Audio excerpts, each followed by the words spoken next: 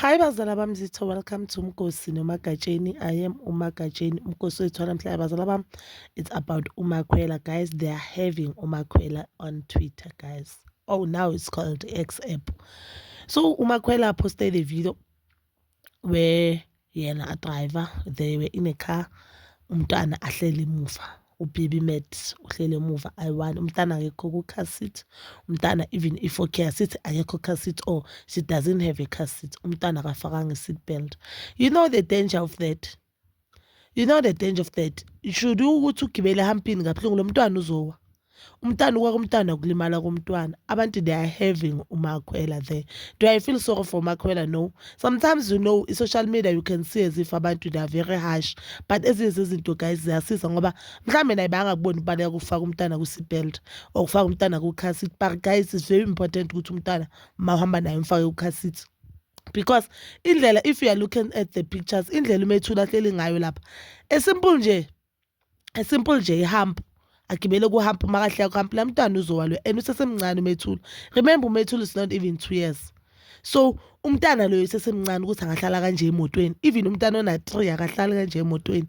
Yingakho bathi umntana ona-3 kuyehla akabhadala eTaxini, because they know ukuthi loyo mntana loyo, at least the least you can do as a parent ukuthi uhlale naye emuva umgugi. Because I don't know why Umakwela posted this, and I don't know why Umakwela made abeke umntwana emuva angamfaki i-seatbelt if umntana akana-car seat. I really don't know, but I feel like what they're doing with Twitter, it's fine, man. Bahlala bamdrag Umakwela for wrong reasons.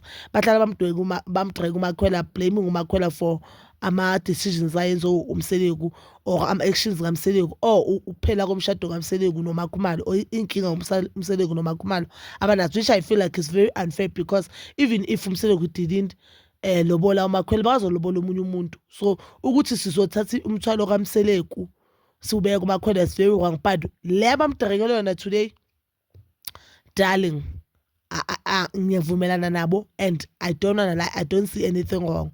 Sometimes so ukuthi nje indlela abanye abantu abayibeka ngayo, you could see ukuthi into yakhona ine-hate emuva, but I don't see anything wrong, because I don't understand ukuthi futhi yini into enza ukuthi aphoste umntana ahleli kanje. And even if ubukela indlela umntana ahleli ngayo, la mntana loyo uhleli ubheke phansi.